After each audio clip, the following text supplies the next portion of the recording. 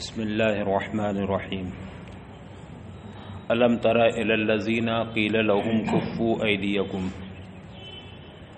اے محبوب کیا آپ نے ان لوگوں کو نہیں دیکھا جن سے کہا گیا کہ تم ابھی اپنے ہاتھوں کو روکے رکھو، عن قتال الکفار، کافروں کے ساتھ جنگ کرنے سے۔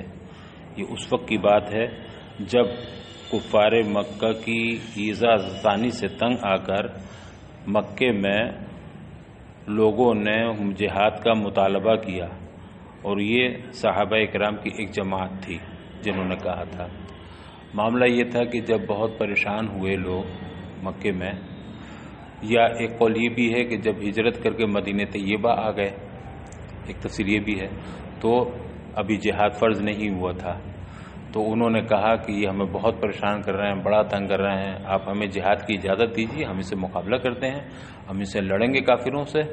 تو اللہ کے رسول نے فرمایا کہ نہیں، ابھی مجھے جہاد کا حکم نہیں ہوا ہے، ابھی تم جہاد سے اپنے ہاتھوں کو روکے رکھو، ابھی جہاد نہ کرو، بلکہ جس چیز کا حکم ہو گیا ہے نماز کا قیام کا، نماز قائم رکھو، زکوٰۃ ادا کرتے رہو۔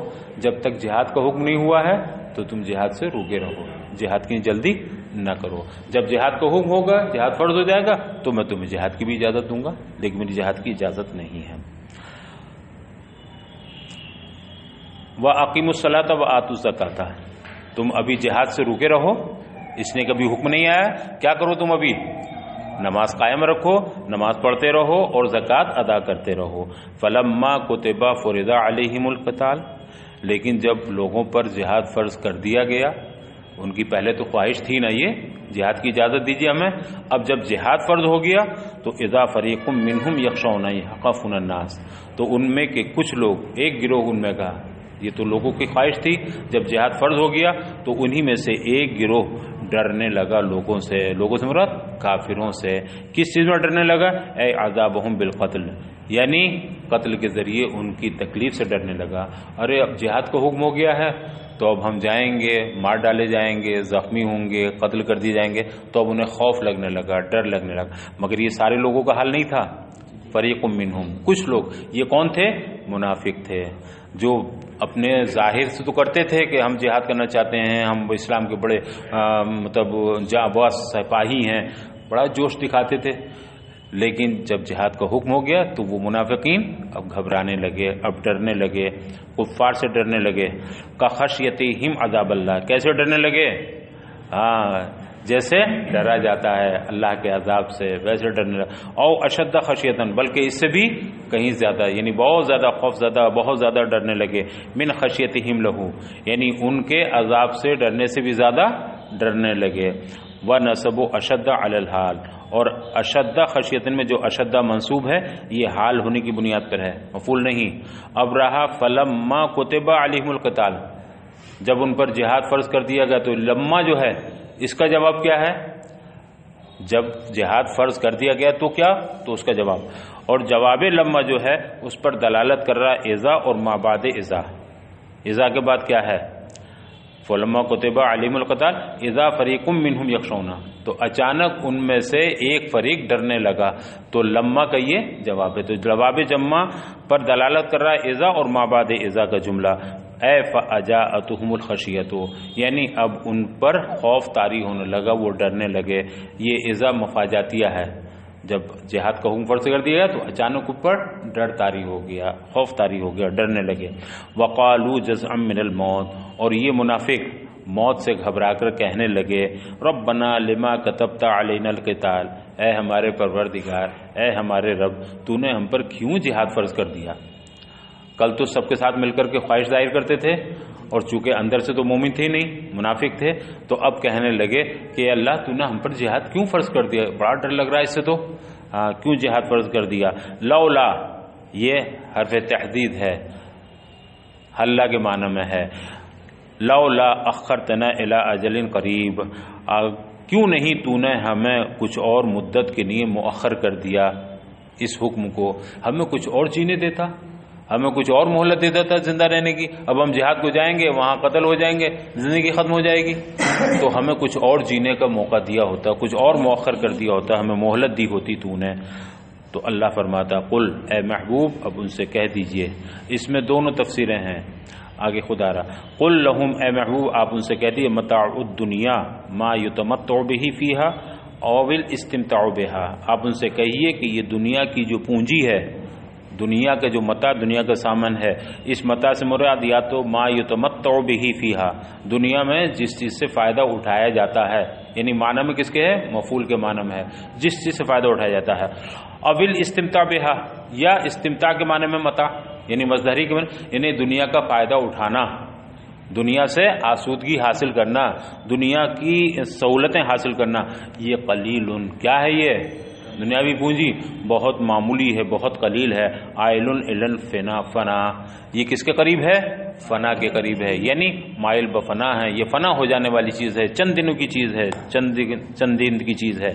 والآخرۃ ای الجنہ خیر لمن اتقی، اور آخرت جو ہے، متاع دنیا کا تو حال یہ ہے کہ یہ قلیل ہے، اور آخرت یہ کیا ہے؟ یعنی جنت، آخرت، ہاں، خیر لمن اتقی، یہ بہتر ہے اس کے لیے جو اللہ سے ڈرتا ہے، اللہ کے عذاب سے ڈرتا ہے، یہ بہتر ہے، بہت بہتر ہے اس کے لیے جو اللہ کے عذاب سے ڈرتا ہے۔ کیسے ڈرتا ہے؟ بترک معصیت ہی، ترک معصیت کر کے، اللہ کی معصیت چھوڑ کر جو اللہ کا تقوی اختیار کرتا ہے اس کے لیے جنت اور آخرت بہت بہتر ہے۔ ولا یظلمون بالتاولیہ، یہ تظلمون بھی ہے اور یظلمون بھی ہے، اور تم ظلم نہ کیے جاؤ گے، تظلمون ولا یظلمون، اور یہ لوگ ظلم نہ کیے جائیں گے، تنقصون من اعمالکم، یعنی تمہارے اعمال میں کمی نہ کی جائے گی، فتیلہ ایک دھاگے برابر بھی، یعنی آگے اس کی تفسیر ہے قدرہ کشۃ النوات، گٹھلی کی شگاف کی جھلی برابر بھی، دیکھا نا گٹھلی جو کھجور کی گٹھلی ہوتی ہے اس کے اوپر جو ایک بالکل باریک جھلی ہوتی ہے، اس کے اوپر معمولی حیثیت، اور ایک یہ بھی بتایا گیا ہے اس میں کہ گٹھلی کے اوپر ایک ہلکا سا آپ کو سوراخ نظر آتا ہے، بہت معمولی سا، ہر گٹھلی میں تقریباً کسی بھی سائڈ میں ایک چھوٹا سا، وہ سوراخ بہت معمولی سا ہوتا ہے، تل سے بھی چھوٹا ہوتا ہے وہ، تو وہ مراد ہے، جھلی کے بجائے وہ ہلکا سا، مراد کیا ہے؟ بہت حقیر اور معمولی چیز، یعنی رتی برابر بھی، دھاگے برابر بھی، جھلی برابر بھی کچھ نہیں، اور کچھ بھی تم پر ظلم نہ کیا جائے گا، جھلی برابر بھی۔ فجاہدو، لہذا اے مسلمانوں تم جہاد کرو، اینما تکونوا یدرککم الموت، تم جہاں کہیں بھی ہوگے تم کو موت پالے گی، اگر وقت آ گیا ہے تو میدان جہاد میں ہوگے تب بھی موت تم کو لے لے گی، اور اگر گھروں میں بیٹھے ہوئے ہوگے تب بھی تمہیں موت آدھا پہنچے گی۔ اینما تکونوا یدرککم الموت، تم جہاں کہیں بھی ہوگے تم کو موت آ لے گی، موت آ جائے گی۔ ولو کنتم فی بروج مشیدہ، بروج حصون کے معنی میں، حصون حصن کی جمع معنی قلعہ، اگرچہ تم مضبوط قلعوں میں ہی کیوں نہ ہو، مشیدہ بہت پختہ اور مضبوط قلعوں میں، اے مرتفعۃ فلا تخشوا النار فلا تخشوا القتال، تو اگر تم بلند و بالا عالی شان محلوں میں بھی ہوگے، مضبوط قلعوں میں بھی ہوگی، تب بھی تمہیں موت آ جائے گی، آ لے گی۔ فلا تخشوا القتال خوف الموت، لہذا موت کے خوف سے تم قتال سے نہ گھبراؤ، تم جنگ میں اس لیے نہیں جانا چاہتے، جہاد اس لیے نہیں کرنا چاہتے کہیں ہم مر نہ جائیں، نہیں، اگر موت نہیں آئی ہے تو تم میدان جہاد میں نہیں مرو گے، اور اگر آ گئی ہے تو تم یہ سوچو کہ ہم نہیں جائیں گے تو بچ رہیں گے، تو تمہارے گھر کیا ہیں؟ مضبوط قلعوں میں بھی اگر تم رہو گے تو موت وہیں تمہیں آ لے گی، تو جہاد میں جانے نہ جانے سے تمہاری موت کا تعلق نہیں ہے، اس کا ایک وقت مقرر ہے، جب وقت آ جائے گا تو تمہیں آئے گی۔ وَإِن تُصِبْهُمْ، اور جب انہیں یعنی یہود کو کوئی حسنہ پہنچتی ہے، کوئی خیر اور بھلائی پہنچتی ہے، قصبن کوئی فراخی، وسعتن کوئی خوشحالی، تو ان یہودیوں کو اگر کوئی فراخی اور خوشحالی حاصل ہوتی ہے، ملتی ہے، یقولو، تو یہ کہتے ہیں ھذہ من عند اللہ، یہ خوشحالی کہاں سے ہمیں ملی؟ اللہ کی طرف سے، ہمیں اللہ کا انعام ملا، یہ اللہ کی طرف سے ہے۔ وَإِن تُصِبْهُمْ سَيِّئَةٌ، اور اگر ان یہودیوں کو کوئی تکلیف پہنچتی ہے، کوئی آفت پہنچتی ہے، جدبن و بلاؤن، خشک سالی، قحط سالی، یا کوئی مصیبت آفت اگر انہیں پہنچتی ہے، تو کما حصل لهم عند قدوم النبی صلی اللہ علیہ وسلم المدینہ، جس طرح کہ نبی کریم صلی اللہ علیہ وسلم کے مدینہ طیبہ تشریف لانے وقت انہیں یہ تکلیف اور مصیبت لاحق ہوئی تھی، قحط سالی کے وہ شکار ہو گئے تھے، تو یقولو ھذہ من عندک، تو کیا کہتے ہیں کہ یہ آپ کی طرف سے ہے، یا محمد، اے محمد یہ آپ کی وجہ سے، آپ کی کیا مطلب، اے بے شومے کا، یہ معاذ اللہ ثم معاذ اللہ آپ کی نحوست کی وجہ سے ہے۔ ہوا یہ تھا کہ نبی کریم جب ہجرت فرما کر مدینہ طیبہ تشریف لے گئے تو آپ نے انہیں اسلام کی دعوت دی، کلمے کی تبلیغ کی، مگر وہ ایمان نہ لائے۔ یہود مدینہ نے ایمان قبول، جب ایمان نہیں لائے تو ان پر اللہ کی طرف سے آفت آئی، بلا میں مبتلا ہوئے، قحط سالی کے شکار ہو گئے۔ تو ان کا قحط سالی کا شکار ہونا کس وجہ سے تھا؟ ایمان قبول نہ کرنے کی وجہ سے تھا، رسول اللہ کی دعوت نہ ماننے کی وجہ سے تھا۔ مگر اس کو انہوں نے کس پر محمول کیا؟ ارے آپ نہیں آئے تھے تو ہم ٹھیک ٹھاک تھے، آپ آ گئے، دیکھیے آپ کے آنے کی وجہ سے یا آپ کی معاذ اللہ نحوست کی وجہ سے ہم قحط سالی کے شکار ہو گئے۔ یہ ان کا تو کیا کہتے ہیں وہ، اگر خوشحالی ہوتی ہے یہ تو اللہ کی طرف سے ہے، اور اگر کوئی بلا اور مصیبت ہوئی تو، قحط سالی ہوئی تو یہ آپ کی وجہ سے، یہ آپ کی بنیاد پر ہے۔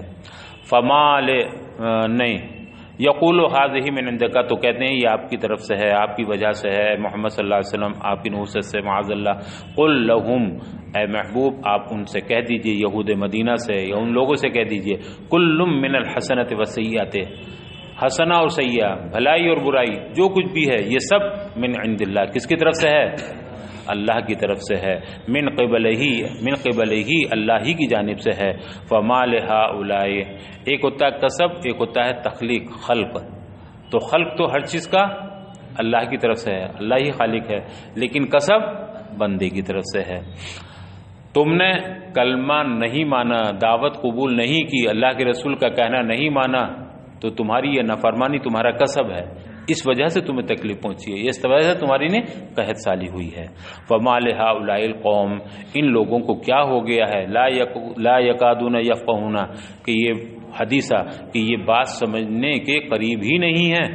لا یکادون یفقہون معنی میں یفہمون، انہیں کیا ہو گیا ان لوگوں کو کہ یہ بات سمجھنے کے قریب، اے لا یقاربون ان یفہموا حدیثا، یعنی یہ اس بات کے قریب بھی نہیں ہے کہ کسی بات کو سمجھیں، تو یہ کوئی بات سمجھنے کے قریب بھی نہیں ہے۔ کیا ہو گیا ان لوگوں کو، یلقا الیہم، انہیں جب کوئی بات پہنچائی جاتی ہے، یلقا الیہم سے اشارہ اس بات کی طرف ہے کہ وہ باتیں جو قرآن میں نازل کی گئی ہیں، جو قرآنی احکام ہیں، وہ جب ان سے کہا جاتا ہے قرآنی باتوں کے تعلق سے تو نہیں سمجھتے وہ۔ تو قرآن فرماتا ہے انہیں کیا ہو گیا کہ یہ سمجھتے ہی نہیں ہیں، سمجھتے تو ہیں وہ، مگر کون سی بات نہیں سمجھتے؟ قرآن والی باتیں نہیں سمجھتے، دین کی باتیں نہیں سمجھتے، باقی اپنے معاملات میں تو بہت چالاک ہیں، بہت ہوشیار، بہت ذہین ہیں، لیکن قرآن کی باتوں کو نہیں سمجھتے۔ یہ یلقا الیہم سے اشارہ ہے، یعنی جو باتیں ان کی طرف بھیجی جاتی ہیں، جو باتیں ان پر نازل کی جاتی ہیں رسول کے ذریعے، ان باتوں کو یہ تسلیم نہیں کرتے۔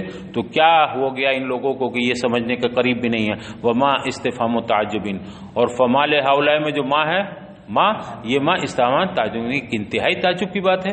اچھا عقل مند ہوتے ہوئے وہ بات نہیں سمجھ رہے ہیں، کتنی حیرت کی بات ہے۔ کبھی کبھی ایسا ہوتا ہے کہ معمولی مسئلہ ہے اور کسی ذہین سے ذہین آدمی کی سمجھ میں نہیں آئے مثال، تو کتنا تعجب ہوتا ہے، یار تو ایک نمبر پہ ہے اور یہ ذرا نہیں جان رہا، یہ گردان تجھے نہیں آتی یا یہ صیغہ تجھے نہیں آتا، کتنی حیرت کی بات ہے۔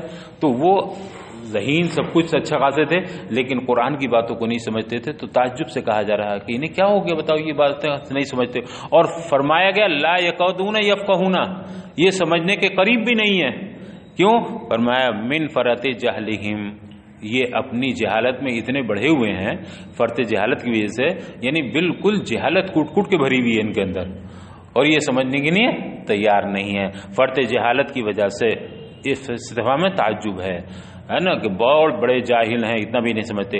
اور پھر فرمایا وَنَفْيُ مُقَارَبَةِ الْفِعْلِ أَشَدُّ مِن نَفْيِهِ، مقاربت فعل کی نفی نفس فعل کی نفی سے زیادہ سخت ہوتی ہے۔ کسی چیز کو منع کرنا ہے، آپ کو منع کر دیا آپ نے، یہ بھی نفی ہو گئی، اور اس کے قریب نہ جانے کی یہ اس سے زیادہ۔ مثلا آپ کو ڈاکٹر نے کہا دیکھیے آپ یہ ہے نا 8 دن آپ دوا کھائیں گے، چاول مت کھانا، تو نفی کرتی ہوں چاول نہ کھانے، لیکن اس نے یہ نہیں کہا چاول مت کھانا، چاول کے قریب بھی مت جانا، چاول کو ہاتھ تک مت لگانا، جس دسترخوان پر چاول ہو ادھر سے گزرنا بھی مت۔ تو آخر کیوں؟ اس میں اور زیادہ سختی ہے کہ چاول کو ہاتھ تک نہیں لگانے ہیں، چاول کو دیکھنا تک نہیں ہے، کھانا تو بڑی بات۔ تو ان لوگوں کا حال یہ ہے، سمجھنا تو بڑی بات، یہ سمجھنے کے قریب بھی نہیں، اتنے بڑے جاہل ہیں۔ فرط جہالت کا حال یہ ہے ان کا، حد سے بڑھے ہوئے جہالت میں۔ تو نفی فعل کی مطلب مقاربت فعل کی نفی نفس فعل کی نفی سے بھی زیادہ سخت ہوتی ہے. وما اصابک ایھا الانسان، اے انسان تجھے جو کچھ بھی پہنچتا ہے، ٹھیک ہے نا، من حسنۃ خیر، وہ چاہے تجھے کوئی بھلائی پہنچے، تجھے کوئی نیکی، تجھے کوئی بھلائی اور کوئی خوشحالی پہنچے، فمن اللہ، تو یہ کس کی طرف سے ہے؟ تجھے اگر کوئی بھلائی پہنچتی ہے، کوئی خوشحالی پہنچتی ہے تو یہ اللہ کی جانب سے، اتت کا فضل من ہو، یہ اللہ کے فضل سے ہے، اللہ کا انعام ہے تیرے اوپر، اس کے فضل سے ہے. وما اصابک من سیئات، اور جو کچھ تجھے برائی پہنچتی ہے، بلیۃ، کوئی بلا کوئی تکلیف تجھے پہنچتی ہے، فمن نفسک، تو یہ کس کی طرف سے ہے؟ یہ تیری اپنی طرف سے ہے. یہ اس کے مقابل و متضاد نہیں جو پہلے کہا گیا کہ ہر حسنہ سے یہ اللہ کی طرف سے ہے، وہ تو ہے ہی. یہاں مراد کیا ہے؟ کسب. اگر تو نے کوئی برائی کی تو یہ کسب تو تیری طرف سے ہوا، پھر اس میں تخلیق یہ اللہ کی جانب سے ہے، اللہ کی طرف سے ہے. تو اگر کوئی خیر اور بھلائی پہنچتی ہے تو یہ اللہ کا فضل ہے، اللہ کی طرف سے ہے. وما اصابک من سیئۃ، اور تجھے اگر کوئی برائی پہنچتی ہے، کوئی تکلیف اور بلا پہنچتی ہے تو فمن نفسک، تو وہ تیری اپنی طرف سے ہے. کیا مطلب؟ اتت کا حیث ارتکبت ما یستوجبها من الذنوب، یعنی جو برائی تجھ تک پہنچی ہے وہ تیرے ان گناہوں کے ارتکاب کی وجہ سے پہنچی ہے جن کی وجہ سے تو اس کا مستحق بنا ہے، جو اس کا مستحق بنانے والے گناہ ہیں. تو نے ایک گناہ کیا تو یہ ایک گناہ تجھے اس بات کا مستحق بنا دے، اس گناہ نے، کہ تجھے کیا پہنچے؟ مصیبت پہنچے. تو اگر کوئی انعام ملتا ہے تو یقیناً اللہ کی طرف سے، اور تکلیف پہنچتی ہے تو یہ تمہارے ان گناہوں کے کرتوت کی وجہ سے ہے، ان گناہوں کی وجہ سے ہے جو تم اس کے مستحق بنے، اس کے لائق بنے. وَأَرْسَلْنَاكَ يَا مُحَمَّدْ لِلنَّاسِ رَسُولًا، اور اے محبوب، اے محمد صلی اللہ علیہ وسلم، ہم نے تمہیں تمام لوگوں کے لیے رسول بنا کر بھیجا ہے. یہ رسولاً حال مؤکدہ ہے، رسولاً حال ہے، ارسلنا کی کاف ضمیر سے ہم نے آپ کو بھیجا کس حال میں؟ رسول بنا کر. اور یہ مؤکدہ ہے، تاکید کی نہیں ہے، لہذا تکرار نہیں ہے. ورنہ تو رسول کے معنی تو ارسلنا ہی سے سمجھ آ گئے. جب اللہ نے فرمایا ہم نے آپ کو بھیجا تو یہ ارسال ہوا، بھیجنا. تو بھیجنے والا مرسل، اور جس کو بھیجا مرسل، اور مرسل ہی تو رسول کو کہتے ہیں. تو اگر اللہ صرف اتنا وما ارسلنا کا، ہم نے آپ کو بھیجا، وہ ارسلنا کا ہم نے بھیجا آپ کو، تو ارسلنا میں ہی ان کا رسول ہونا متعین ہو جا رہا تھا. لیکن اس کے بعد رسولن کہا گیا، یہ تاکید کے لیے ہے، ہم نے آپ کو بھیجا، رسول بنا کر بھیجا ہے. تو یہ رسول حال ہے اور مؤکدہ ہے، حال مؤکدہ ہے. وَكَفَى بِاللَّهِ شَهِيدًا، اور کافی ہے اللہ گواہ. کیا مطلب؟ علی رسالت کا، یعنی محبوب آپ کی رسالت عامہ پر تنہا اللہ ہی کی گواہی کافی ہے. کوئی مانے یا نہ مانے، آپ کے رسول ہونے میں کوئی شبہ نہیں ہے. تو اللہ کافی ہے آپ کے لیے گواہ. یعنی اللہ نے جب کہہ فرما دیا میں نے بھیجا ہے تو بلا شبہ اب کسی اور کی ضرورت نہیں ہے، کوئی مانے یا نہ مانے. تو علی رسالت کا، محبوب آپ کی رسالت پر اللہ کی اللہ ہی کی گواہی کافی ہے.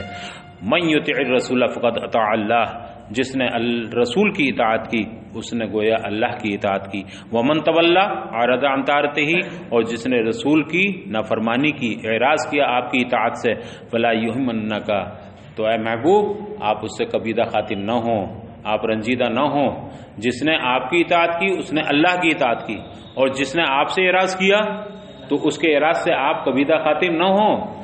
کیوں؟ فما ارسلناک علیہم حفیظا، اس لیے کہ ہم نے آپ کو ان پر پاسبان بنا کر نہیں بھیجا ہے، ان پر نگہبان بنا کر نہیں بھیجا ہے. یعنی حافظا لأعمالہم، ہم نے ان کے اعمال کا آپ کو محافظ بنا کر نہیں بھیجا، ہم نے تو آپ کو نذیر بنا کر بھیجا ہے، ہم نے آپ کو بشیر بنا کر بھیجا ہے. اگر یہ آپ کی بات مانتے ہیں تو سبحان اللہ، ہم انہیں اجر دیں گے، اور اگر آپ کی بات نہیں مانتے ہیں تو آپ کبیدہ خاطر مت ہوئیے، ہم نے آپ کو صرف ڈر سنانے والا بنا. باقی تو ان کا معاملہ ہمارے حوالے ہے، اگر مانیں گے تو ہم اجر دیں گے، نہیں مانیں گے تو ان سے ہم نمٹیں گے. تو اے محبوب آپ رنجیدہ نہ ہو، یہ رسول کو تسلی دی جا رہی ہے. فما ارسلناک علیہم حفیظا، ہم نے آپ کو ان پر محافظ، پاسبان، نگہبان بنا کر نہیں بھیجا ہے.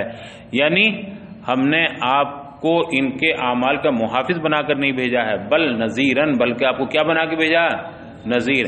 آپ تو نذیر بھی ہیں بشیر بھی ہیں، مگر یہاں صرف نذیر کا ذکر ہے سیاق آیت کی وجہ سے کہ یہ مقام نذیر ہی بتانے کا ہے نا، بشیر کا نہیں، نافرمانی کا موقع ہے کہ آپ کی نافرمانی کر رہے ہیں تو آپ کبھی خاتین میں تو یہ ہم نے تو آپ کو ڈرانا، آپ ڈرا دیجیے نا، باقی تو دیکھا جائے گا جیسے بھی ہوا۔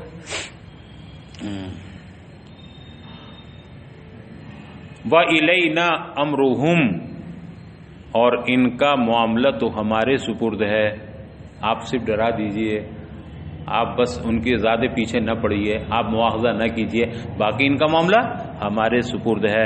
فَنُجَازِيهِمْ، اس کی سزا تو ہم دیں گے انہیں، اگر نہیں مانیں گے تو ہم سزا دیں گے۔ وَهَذَا قَبْلَ الْأَمْرِ بِالْقِتَالِ، لیکن یہ کب تھا حکم؟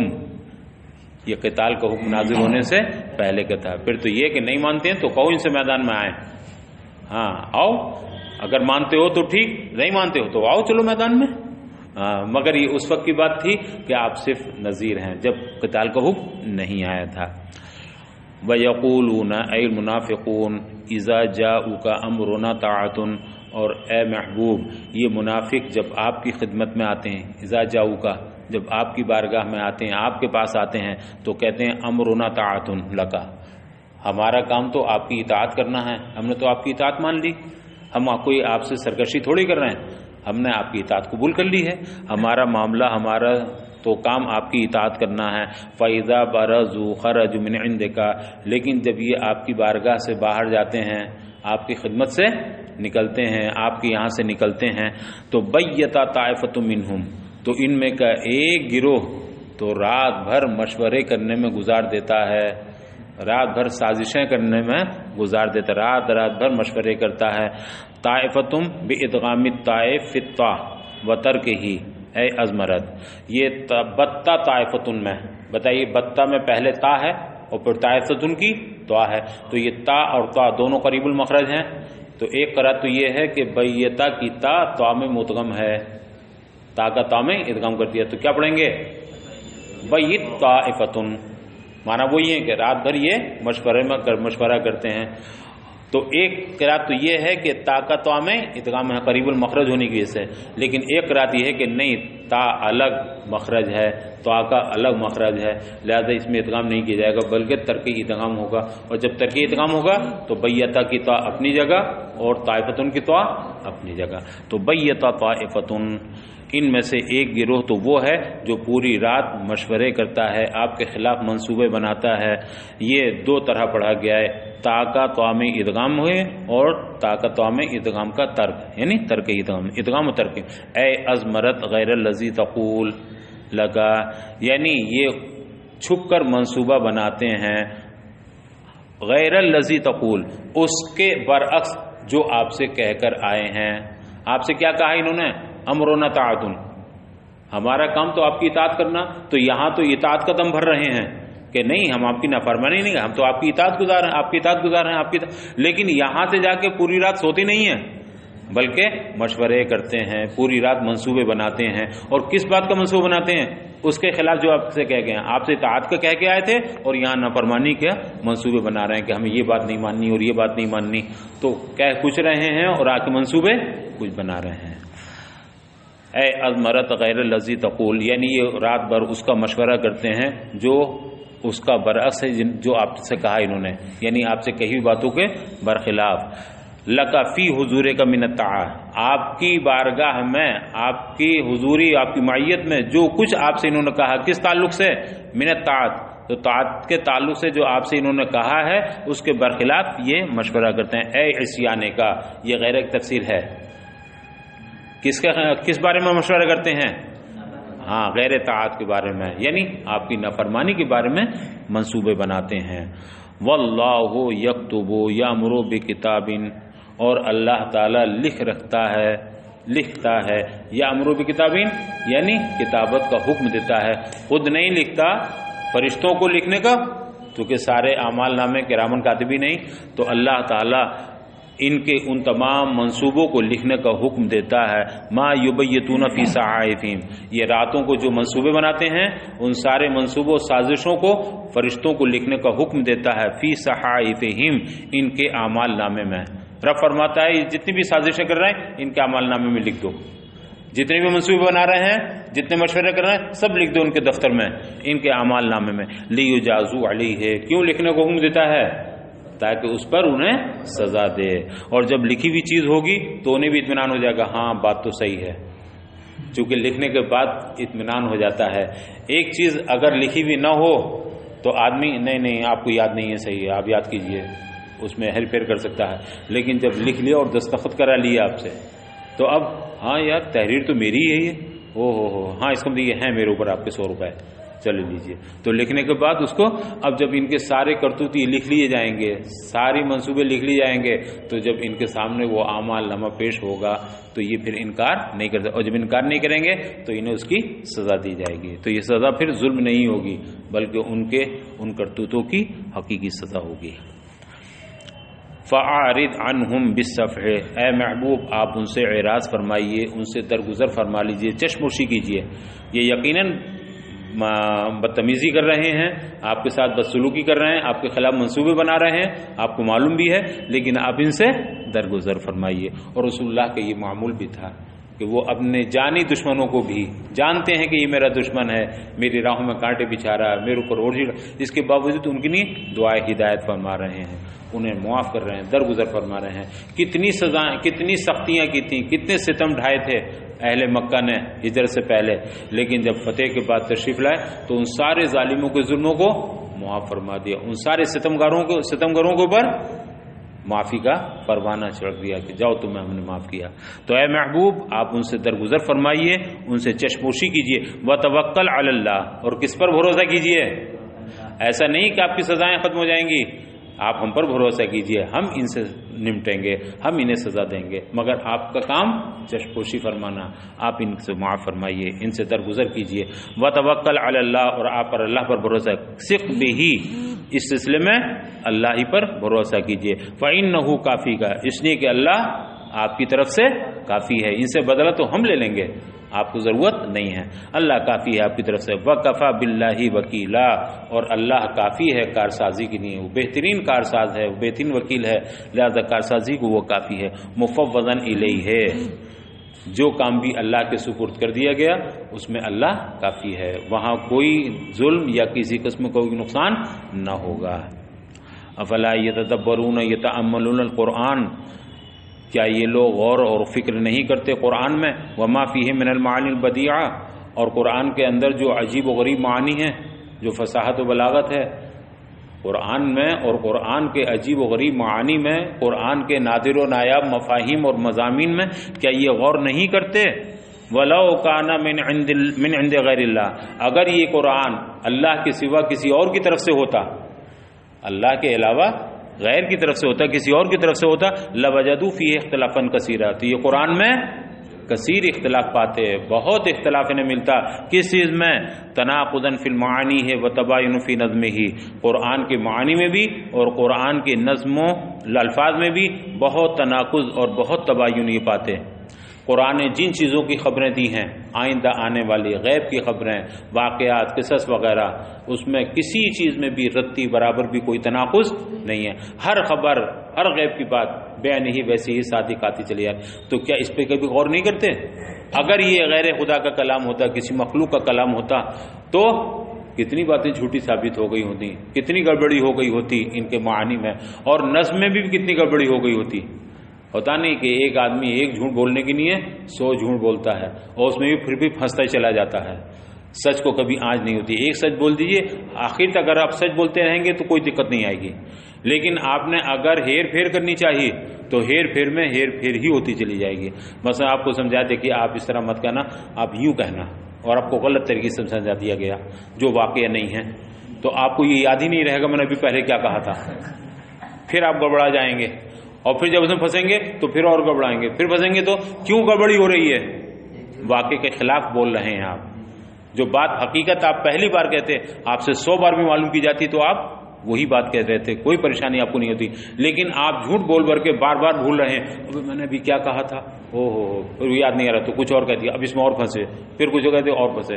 تو اگر یہ کلام اللہ کا کلام نہ ہوتا، غیر کا کلام ہوتا، تو اس میں بہت اختلاف، بڑا تناقض ملتا آپ کو، بڑا تباین ملتا ہے اس میں مخلوق کے کلام، لیکن اللہ کا کلام ہے، اس کے نہ تو نظم میں کہیں کسی حرکت میں، کسی سکون میں، کسی چیز میں، کسی عبارت میں کہیں کوئی تناقض یا کوئی تباین نہیں ہے، اور نہ اس کے معنی میں کسی قسم کا کوئی فرق آیا ہے۔ وَإِذَا جَاءَهُمْ أَمْرٌ عَنْ سَرَایَا النَّبِيِّ صلی اللہ علیہ وسلم، اور جب ان کے پاس، یعنی ان منافقین کے پاس ہے نا، ان منافقین کے پاس کوئی خبر آتی ہے، عن سرایا النبی صلی اللہ علیہ وسلم مما حصل لهم، نبی کریم صلی اللہ علیہ وسلم جو فوجی دستے بھیجے، ان فوجی دستوں کے تعلق سے اگر کوئی خبر ان کو ملتی ہے، کوئی بات ان تک پہنچتی، مما حصل لهم، انہیں کوئی بات ملتی ہے، کوئی خبر وہاں کی میدان جنگ کی آتی ہے، تو من الامن بالنصر او الخوف، وہ بات یا تو اطمینان، امن و فتح و کامرانی سے متعلق ہوگی، تو یا تو امن و نصرت سے متعلق کوئی بات آئے، اطمینان کی، فتح و نصرت کی، یا خوف کی، ہزیمت کی، شکست کے سے متعلق کوئی بات آئے، تو اذاعوا بہ، تو یہ منافقین کیا کرتے ہیں، اس بات کو پھیلا دیتے ہیں، اس کا چرچا کر دیتے ہیں، اس کی اشاعت کر دیتے ہیں، اس بات کو پھیلا دیتے ہیں۔ وَإِذَا جَاءَهُمْ اذاعوا بہ، اس بات کو یہ پھیلا دیتے ہیں، افشوہ، اذاعوا مانا افشو، اس کو نشر کر دیتے ہیں، اس کو خوب پھیلا دیتے ہیں۔ نزل فی جماعت من المنافقین او ضعفاء المؤمنین، حضرت مفسر فرماتے ہیں یہ آیت کریمہ منافقین کی ایک جماعت کے بارے میں نازل ہوئی، یا دوسرا قول یہ ہے کہ یہ ضعفاء مومنین، ضعیف الایمان مسلمانوں کے بارے میں نازل ہوئی، کانوا یفعلون ذلک، جو یہ کام کرتے تھے، ذالک کام کرتے تھے، فضعف قلوب المؤمنین، ان کے اس کام کرنے سے کیا ہوتا تھا کہ مومنوں کے دل کمزور پڑ جاتے تھے، ویتعظ النبی صلی اللہ علیہ وسلم، اور نبی کریم صلی اللہ علیہ وسلم کو اس سے اذیت ہوتی تھی۔ ہوتا یہ تھا کہ منافقین اس کی ٹو میں رہتے تھے کہ دیکھو وہاں سے کیا خبر آتی ہے، اب اگر فتح و نصرت کی خبر آ گئی تو انہوں نے خبر پھیلا دی، ظاہر سی بات ہے میدان کی خبریں باہر نہیں پہنچائی جاتی ہیں، یہ اصول جنگ کے خلاف ہے، لیکن وہاں سے کوئی اطلاع آئی، وہ اطلاع اگر فتح و نصرت کے تعلق سے تھی، مثلا خبر ہی آگئی بھائی مسلمانوں کو بڑی فتح حاصل ہو رہی ہے، مسلمان غالب ہوتے چلے جا رہے ہیں، تو اب کافروں میں جوش پیدا ہوتا تھا، ارے وہ غالب ہو رہے ہیں، چلو چلو پھر چلو، تو ان کے اندر جوش پیدا ہوتا تھا، اور وہ جوش اس لیے ہوتا تھا تاکہ ہم مسلمانوں کو مغلوب کر دیں، تو مسلمانوں کی فتح و نصرت کے تعلق سے خبر آتی تھی تو بھی یہ منافقین کافروں کو جوش دلانے کی نہیں کہتے تھے، اور اگر مسلمانوں کی ہزیمت کے تعلق سے کوئی خبر ملتی تھی انہیں، وہ پتہ چلتا نہیں مسلمان کمزور پڑ رہے ہیں، مسلمان ہزیمت کے شکار ہو رہے ہیں، مسلمانوں کا معاملہ ہلکا پڑ رہا ہے، تو بھی یہ خبر، اب جب ان کی یہ خبر آتی تھی کہ مسلمان کمزور پڑ رہے ہیں تو ظاہر سی بات ہے مسلمانوں کی حوصلہ شکنی ہوتی تھی، مسلمانوں کو تکلیف پہنچتی تھی، اور جب یہ خبر نبی کریم تک پہنچتی کہ مسلمان کمزور پڑ رہے ہیں تو آپ کے قلب اطہر کو تکلیف ہوتی تھی، تو منافقین دونوں طرح، اگر فتح و نصرت کی خبر ہوتی تھی تو کافروں کو جوش دلانے کی نہیں ہے، اس کی تشہیر کرتے تھے، اور اگر وہ ہزیمت اور شکست کی خبر ہوتی تھی تو مسلمانوں کے دل توڑنے کے لیے، دل چھوٹے کرنے کے لیے، رسول اللہ کو تکلیف پہنچانے کے لیے اس خبر کو عام کرتے تھے۔ فرمایا جا رہا ہے کہ جب انہیں کوئی بات، کوئی خبر پہنچتی ہے، چاہے وہ امن یا خوف، یعنی نصرت کی یا ہزیمت کے تعلق سے کوئی بھی بات ہو، تو یہ اس کو پھیلا دیتے ہیں، ہے نا، وَلَوْ رُدُّوهُ اَيْ الْخَبَرَ إِلَى الرَّسُولِ وَإِلَى أُولِي الْأَمْرِ مِنْهُمْ، اگر یہ لوگ اس بات کو پھیلائیں نہیں بلکہ کدھر لوٹا دیں، ردو ہو یہ خبر لوٹا دیں، رسول کی طرف لوٹا دیں، یا اولو الامر جو صحابہ کرام میں سے اولو الامر ہیں، صاحب الرائے ہیں، جو اکابر صحابہ ہیں، ان تک یہ بات پہنچا دیں، خود نہ پھیلائیں بلکہ ان تک پہنچا دیں، اے زبر رائے من اکابر صحابہ، اولو الامر سے مراد کون؟ وہ اکابر صحابہ جو بڑی سوجھ بوجھ رکھنے والے ہیں، صاحب رائے ہیں، اصحاب رائے ہیں، ان تک پہنچا دیتے۔ اے لو سکتوا عنہ، ان تک پہنچانے کا مطلب کیا ہے؟ یہ نہیں کہ ان کے پاس جا کے کہہ دیتے کہ دیکھیے یہ خبر آئی ہے، رسول کے پاس جا کے پہنچائیں یا صحابہ کے پاس، نہیں، بلکہ خود چپ رہتے، ان تک خبر آ گئی تو اسے آگے نہ بڑھائیں، وہاں بھی جا کے نہ کہیں، مگر خود خاموش ہو جائیں۔ ان کے پھیلانے سے کافروں میں فائدہ ہو رہا ہے، اگر فتح کی خبر ہے تو کافر جوش آ رہا، جو کافروں کو جوش آ رہا تو ان کو فائدہ ہو رہا، اور اگر ہزیمت کی خبر ہے تو مسلمانوں کے دل ٹوٹ رہے ہیں، تو یہ نہ تو فتح و نصرت والی خبر پہنچائیں لوگوں تک، اور نہ ہزیمت اور شکست والی خبر پہنچائیں، بلکہ وہ خبر ان تک پہنچی ہے تو یہ اپنے تک ہی رہنے دیں، اور اس سلسلے میں کیا کریں، یہ سکتو، خاموش ہو گئے۔ ہاں اے لو سکتو عنہ، یعنی اس خبر کو شائع کرنے کے بجائے یہ خاموش ہو جائیں، حتی یخبروا بہ، حتیٰ کہ انہیں خود خبر دے دی جائے، یعنی رسول کی طرف سے یا اکابر صحابہ کی طرف سے نہیں بتایا جائے کہ میدان میں یہ ہو رہا ہے یا مسلمانوں کو فتح و نصرت حاصل ہو گئی یا انہیں شکست، یہ خبر جو ذمہ دار لوگ ہیں انہی کی طرف سے آئے، یہ خود نہ دیں۔ حتی یخبروا بہ، حتیٰ کہ یہ خبر انہیں دی جائے، لعلمہ حل ہوا مما ينبغي ان يذاع او لا، تو انہیں ضرور معلوم ہو جاتا، وہ ضرور جان لیتے اس بات کو کہ کیا اس کا شائع کرنا مناسب ہے یا شائع نہ کرنا مناسب ہے۔ اگر یہ اہل ذمہ داروں تک پہنچا دیتے، نبی تک پہنچا دیتے، اکابر صحابہ تک بات پہنچا دیتے، تو ان کی طرف سے انہیں یہ بات معلوم ہو جاتی کہ اس بات کا شائع کرنا، اس کی تشہیر کرنا یہ مناسب ہے یا مناسب نہیں ہے۔ حل تو لعلمہ، تو یہ اس بات کو ضرور جان لیتے کہ ہوا مما ينبغي ان يذاع او لا، کہ یہ کن چیزوں میں سے ہے جس کا شائع کرنا، پھیلانا مناسب ہے یا مناسب نہیں ہے۔ الذین یستنبطونہ، کن کو معلوم ہو جاتا یہ؟ کون لوگ جان جاتے؟ جو اس کی ٹوہ میں ہیں، جو اس کی تہ تک پہنچنا چاہتے ہیں۔ الذین یستنبطونہ، جو لوگ اس کی تہ میں جانا چاہتے ہیں، اس کی گہرائی تک جانا چاہتے ہیں۔ یتبعونہ، جو اس کے در پہ ہیں۔ ویطلبون علمہ، اور وہ اس کے بارے میں آگاہی چاہتے ہیں۔ وہم المذیعون، کون لوگ ہیں یہ؟ وہی باتوں کو پھیلانے والے، مذیعون۔ تو یہ لوگ اس بات کو جان لیتے، منہم، کس سے جان لیتے؟ کسی طرف سے انہیں پتہ چلتا، من الرسول او اولی الامر و اولی الامر، یعنی رسول سے یا جو اکابر صحابہ سے ہیں ان سے یہ معلوم ہو جاتا انہیں کہ اس بات کا شائع کرنا بہتر ہے یا بہتر نہیں ہے۔ تو ان کے لیے کیا لازم تھا، کیا مناسب تھا کہ یہ خاموش رہتے، یہ لوگوں تک تشہیر نہ کرتے۔ ہاں، ولولا فضل اللہ علیکم، اگر اللہ کا تم پر اے مسلمانوں فضل نہ ہوتا، اللہ کا انعام تم پر نہ ہوتا، بالاسلام، کس کے ذریعے؟ اسلام کے ذریعے۔ اللہ نے تمہیں اسلام کی توفیق دی ہے، اس کا بڑا انعام، بڑا فضل ہے۔ اگر اللہ کا فضل تم پر اسلام کے ذریعے نہ ہوتا، ورحمتہ لکم بالقرآن، اور اللہ کی رحمت تم پر نازل نہ ہوتی، تمہاری شامل حال نہ ہوتی، کس کے ذریعے؟ قرآن کے ذریعے۔ اگر اللہ کی رحمت تمہاری شامل حال نہ ہوتی، لتبعتم الشیطان، تو تم کس کے پیچھے پڑ جاتے؟ تو شیطان کی پیروی کرنے پیچھے پڑتے، تو کہ مخالفت میں نہیں، اسی کے پیچھے لگ جاتے، تو تم ضرور پیچھے لگ جاتے، تم ضرور اتباع و پیروی کرتے شیطان کی، فیما یامرکم بہ من الفواحش، ان فواحش اور بے حیائی میں جس کا وہ تمہیں حکم کرتا۔ تو شیطان تم سے جو چاہتا فحش کہلوا لیتا، بے حیائی کے کام کروا، تم شیطان کے پیروکار بن جاتے۔ الا قلیلا، مگر تھوڑے ہی لوگ ہوتے جو شیطان کی فریب میں نہ آتے، شیطان سے بچ جاتے، زیادہ لوگ شیطان ہی کے پیچھے پڑ جاتے۔ چلو